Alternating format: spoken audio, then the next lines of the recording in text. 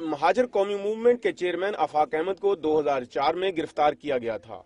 दौरान हिरासत इनके खिलाफ कत्ल, इक़दाम कत्ल, अगवा बराए तावान और नाजायज असलहा के 9 मुकदमात कायम किए गए। ताहम पुलिस ने सिंध हाई कोर्ट के रिपोर्ट तलब करने पर आफाक अहमद को इन तमाम मुकदमात में मुलविस न होने की रिपोर्ट पेश की। अदालत ने रिहाई के अहकाम जारी किए तो हुकूमत सिंध ने इन्हें नक्शे अमन के तहत नजरबंद कर दिया। आफाक अहमद की नजरबंदी को इनके वकला ने चैलेंज किया तो पुलिस ने नए मुकदमात में गिरफ्तारी जाहिर कर दी। इन मुकदमात में रिहाई का हुक्म जारी हुआ तो मलीर डिस्ट्रिक्ट जेल से रिहाई से कुछ देर पहले इनकी MPO के तहत नजरबंदी का हुक्म जारी कर दिया गया।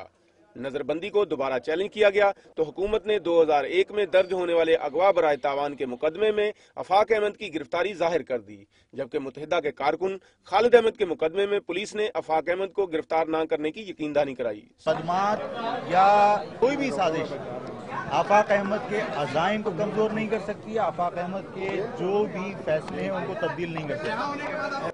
इंसदादे दहशतगर्दी कोर्ट से जमानत पर रिहाई के अहकामात जेल हुकाम को अभी मिले भी न थे कि हुकूमत सिंध ने तीसरी बार आफाक अहमद को नक्शे अमन के बाइस 1 माह के लिए नजरबंद करने का हुक्म जारी कर दिया। कैमरामैन अब्दुल कयूम शेख के साथ लियाकत अली राना, दुनिया न्यूज, कराची।